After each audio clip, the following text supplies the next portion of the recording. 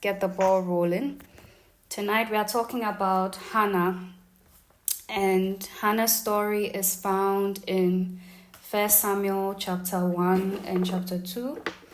And I think we are all quite familiar with the story of Hannah. Hannah was the wife of Elkanah. She was a sister wife to Penina, however you want to pronounce her name. And she was unfortunately barren, but Penina had several sons and daughters. And Penina would always tease her, make fun of her because she was barren. And so one day they went to the temple, and Hannah went before the Lord and wept before the Lord and made a vow to God that if God would give her a son, she would give him back to God, and the son would always serve God all the days of his life. And so God listened to Hannah and gave her Samuel. And then, true to her word, Hannah brought Samuel back to God, and Samuel ended up becoming one of Israel's greatest prophets. And so we are going to take it step by step, looking at different portions of the passage to see what we can learn from Hannah. And so we'll start with 1 Samuel chapter 1, verse 1 to 9. Verse 1 to 8. Yeah. So in this passage, we are originally we are introduced to Elkanah and his family. We get to know the family situation, like I just mentioned. And just reading from verse 5 to 8, it says, but to Hannah, so this is speaking of Elkanah, to Hannah, he would give a double portion, for he loved Hannah, although the Lord had closed her womb. And her rival also provoked her severely, speaking of Penina, to make her miserable, because the Lord had closed her womb. So it was, year by year, when she went up to the house of the Lord, that she provoked her. Therefore she wept and did not eat. Then Elkanah, her husband, said to her, Hannah, why do you weep? Why do you not eat? And why is your heart grieved? Am I not better to you than 10 sons? So the very first thing I want us to learn from this passage, or learn from Hannah's story in general also, is that when it comes down to it, all you've really got, or the only person you've got, is Jesus. And I think that a lot of the time we end up having to learn this the hard way, because we try to depend on human beings. We try to get what we need from human beings. But then you quickly realize that in the end, the only one who can really satisfy, the only one who can really give you what you need is Jesus. There's a quote by Apostle Joshua Selman, which I love so much. He says that the best of men are still men. And it's so true, because even those with the best of intentions, no matter how hard they try, they are still human and they are still fallible. And in the end, they are likely to disappoint. So when we put people in the position where we expect so much of them, we expect them to do so much for us, we expect them to be able to fulfill so many of our needs that only Jesus can fulfill, we set ourselves up for disappointment, and we set them up for failure as well, because no one can satisfy all our needs apart from Jesus. And that's what Hannah also had to learn, right? Because it says that Elkanah loved her. Elkanah would have done anything for her, to the extent that he even openly showed favoritism to her, that he would give her a double portion and then give Penina and her sons and daughters just the regular portion, right? So he had good intentions towards her, but he just was not in the place to provide for her what she needed. Only God could have done that. And we learned the same thing from Rachel also when we spoke about the matriarchs, that Rachel was looking to Jacob and insisting, Jacob, give me children, right? And Jacob even got upset and said, how can I give you children when I'm not God?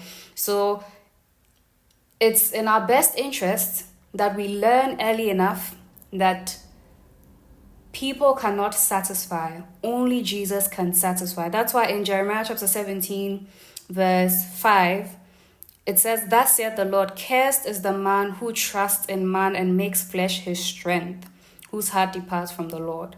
So in looking to human beings and making people our source, or in trying to make people our source, it says that we are departing from the Lord.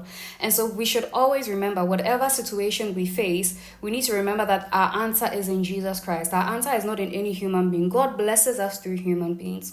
God may provide the solution through human beings, but never put that, it's unfair really, never put that pressure, never put that burden on someone to fulfill needs that only Jesus can fulfill.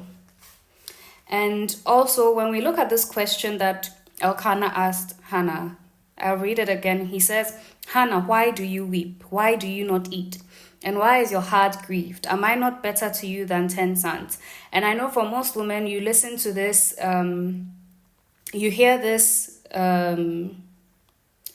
this question and you're like, that's very insensitive.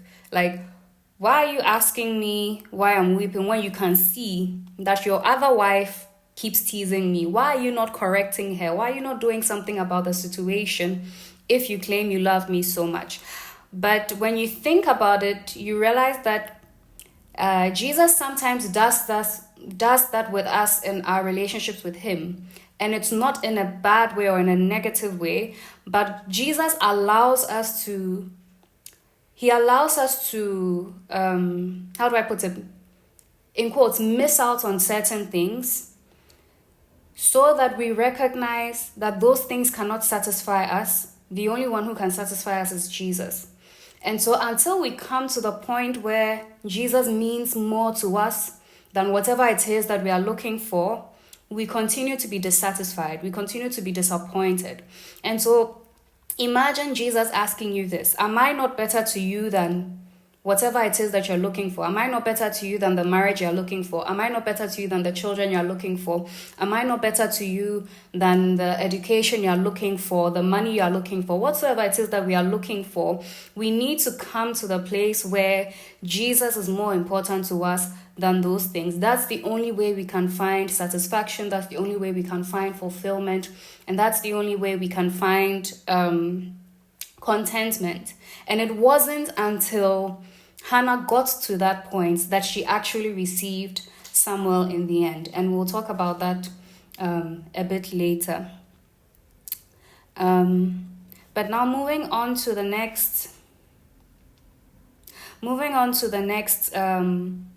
passage of scripture. So we are now looking at 1 Samuel chapter 1 from verse 9 to 18, but I'll break it down a bit. So in chapter 1 verse 9 to 11, it says that, "So Hannah arose after they had finished eating and drinking in Shiloh. Now Eli the priest was sitting on the seat by the doorpost of the tabernacle of the Lord, and she was in bitterness of soul and prayed to the Lord and wept in anguish. Then she made a vow and said, 'O Lord of hosts, if you will indeed look on the affliction of your maidservant and remember me, and not forget your maidservant, but will give your maidservant a male child, then I will give him to the Lord all the days of his life, and no razor shall come upon his head.'" And so there's so many things that, and then it continues from there. But then there's so many things that we can learn from this passage, or we can learn from this action that Hannah took. Now, the first thing is that we should never allow the enemy to distract us. So Hannah was in a place where she was consistently being tormented by her rival wife, sister wife, whichever one you want to call it. She was consistently being tormented. She was consistently being reminded of the very area where she felt she was failing. But she didn't allow that to get the better of her, because you realize that a lot of Christians today, the moment we face something difficult, rather than run to God, we run away from God. But Hannah didn't do that. She rather pressed in. She went to God and she processed her emotions in the presence of God, which is what we need to learn to do. You don't process your emotions with people. I mean, people can help you feel better, but really your solution lies with Jesus, like we've said before. And so she didn't allow what Peninnah was doing to get to her so much, but she went to God. She processed her emotions before God. She turned all her worries into prayers, which is what we should do. And she really pressed in. She really got to the point where she's like, okay, God, I want this son badly, but I want you more, or I want your will even more. And so she didn't give up. She didn't throw in the towel. She didn't turn away from God, but she rather drew closer to God. And we need to remember that, because you might think that Hannah's situation was difficult, but we need to remember that God never allows us to be tempted in a way beyond what we can bear. So whatever it is that you're facing right now, whatever it is that you will face, the only reason you face it is because God trusts you to be able to overcome it. And if you would yield to God, or if we all would yield to God in those moments, He will enable us to overcome those things. But what we must do is not give up. We mustn't give up. We mustn't allow the enemy to feel like he's won, because he can't win. We've read the end of the book and Jesus wins. And because we are on Jesus' side, we also always win. So we need to gird our loins, put on our full armor, and fight the good fight of faith. And like Hannah did, press in more and more into God. Right? So we press in because you know your problem. You know what you need. Other people may see, but they might not necessarily know how you're feeling. They might not necessarily understand. Jesus is our high priest who is touched with our infirmities. So He is the one who will understand, and He is the one who has the solution. We look at the woman with the issue of blood, for example. Even though she was cast out of society, even though she was not valued in any way, she saw Jesus and she realized, all I need to do is touch this man and I will get the healing that I am looking for. And she pursued that, ignoring. People were probably shouting. People were probably asking her to leave because she wasn't allowed to be in the midst of people while she was bleeding. But she ignored all of that, and she set her mind on Jesus, and she went after Jesus. And that's what we should do as well. We need to set our minds on Jesus, pursue Jesus with all our hearts, and allow the things that we face to draw us closer to God and not away from God. And so we see that in verse 10, it says that Hannah was in bitterness of soul, and she prayed to the Lord and wept in anguish. And just after that, she made a vow to God. And so that bitterness that Hannah was experiencing led her to make a very heavy vow to God. And fortunately, in this story, we see that Hannah fulfilled her vow in the end. But I want us to bear in mind that we should be careful what we say to God in those situations when we want God to do something for us, because a lot of Christians go to God with all sorts of, they really want something very badly and they will say anything to get what it is, right? And so you hear people saying all sorts of things. God, if you will just give me this, I will do this, I will never do this again, and all of that. But when we read Ecclesiastes chapter 5 verse 4 to 6, it says, when you make a vow to God, do not delay to pay it, for He has no pleasure in fools. Pay what you have vowed. It's better not to vow than to vow and not pay. Do not let your mouth cause your flesh to sin, nor say before the messenger of God that it was an error. Why should God be angry at your excuse and destroy the work of your hands? Because God is a God of His word and He takes His word seriously. When He's in covenant with us, He expects us to take our words seriously as well, and He takes our words seriously as well. And so when we go before God, I think when you read further down that chapter, it says that God is in heaven and you are on earth, so let your words be few. Don't try to entice God into doing what you want. Don't try to manipulate God into doing what you want by promising God all sorts of things, because God will take you seriously and God will demand it of you. So we need to be careful when our emotions are activated, because Hannah was experiencing such deep negative emotions, and it was out of that she made this vow. So when our emotions are activated, and this is something that is very common with women, when our emotions are activated, when we are feeling overwhelmed, we need to really mind what we say. I think I heard a quote some time ago that said, don't make any promises when you're happy. I think it's that watch what you say when you are angry, and then don't make any promises when you're happy, or something along those lines. But the morale behind that was that when you're angry, you are likely to say something you don't mean. You're likely to say something hurtful. And when you're overexcited, you're likely to make promises that you will not be able to keep in the end. So when your emotions are heightened, basically just watch your mouth. Try to keep your emotions under control. And fortunately, by the Holy Spirit, we are able to do that. And so Hannah makes a vow. She promises that, God, if you give me a son, I will give him back to you. Now, what's interesting there is that actually she wasn't necessarily, it was a vow, all right, but she was basically giving back to God what belonged to him. Because when you read Exodus chapter 13, verse 2, it says, consecrate to me all the firstborn, whatever opens the womb among the children of God, both of man and beast, it is mine.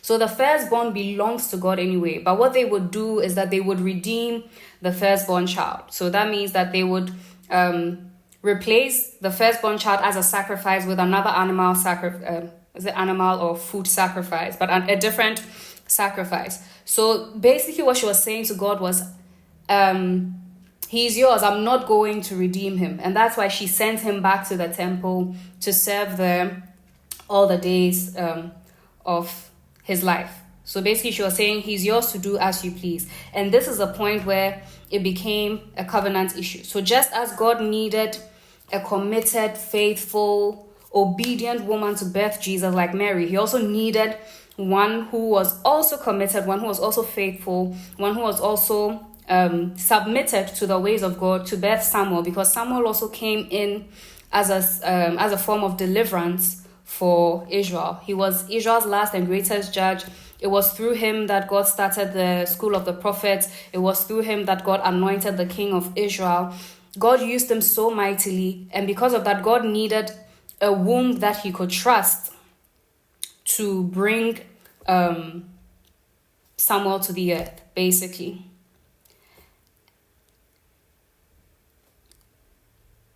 Exactly. So let's watch what we say when our emotions are activated. And okay, we'll get to that later. But then the other thing is also when we look at 1 Samuel chapter 1 verse 12 to 15. It says that as she was praying, I'm not going to read all of it, but it says that as she was praying, Eli was watching her.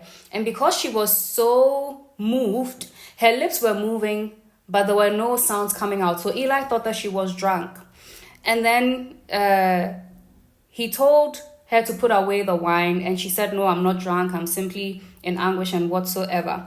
And that goes to show us that people are watching us whether we realize it or not. I think this is something we've mentioned quite a lot. What are they seeing? We read in Ruth's story that it was the testimony that the young men gave of Ruth and the testimony that the people in the city gave of Ruth that kind of drew Boaz's attention more and more to her, because he came and he asked the question, whose young maiden is that? And if the young men of Boaz had given a very negative account of Ruth, or a very negative view of Ruth, I don't think Boaz would have gone ahead to pursue Ruth. But then because of that positive testimony that they gave of Ruth, Boaz was even more drawn to her.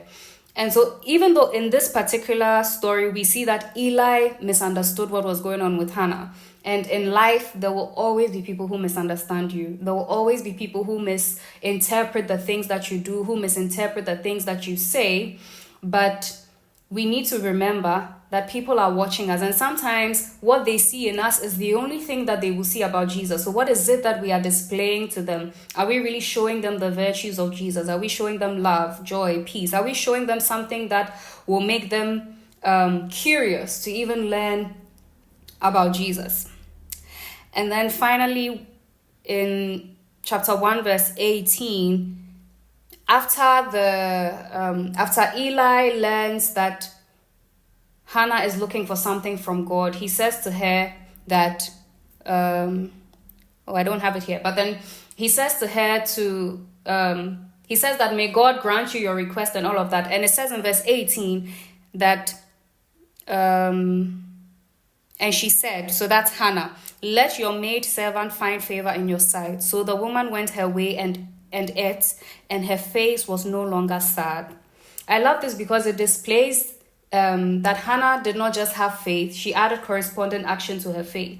Because some people, when we ask God for something, we stay in the same mood, we stay in the same despair, we stay in the same sadness until we get what we have received.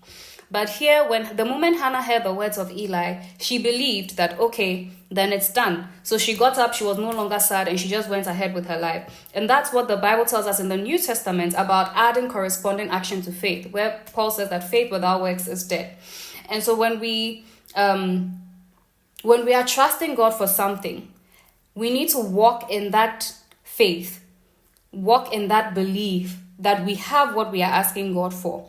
Jesus said that when you stand praying or when you stand asking God for something, believe that you receive what you ask for, and then you will receive it.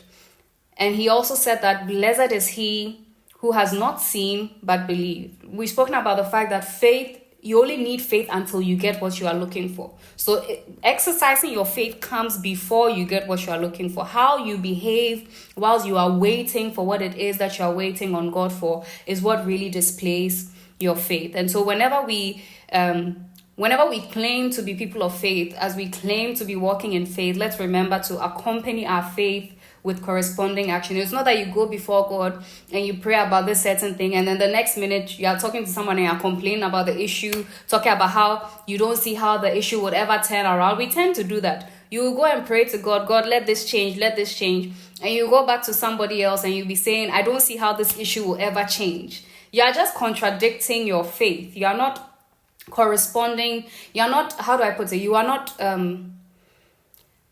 backing your faith. Your faith is kind of like just hanging in the air, waiting for something to propel it forward and produce or manifest an answer.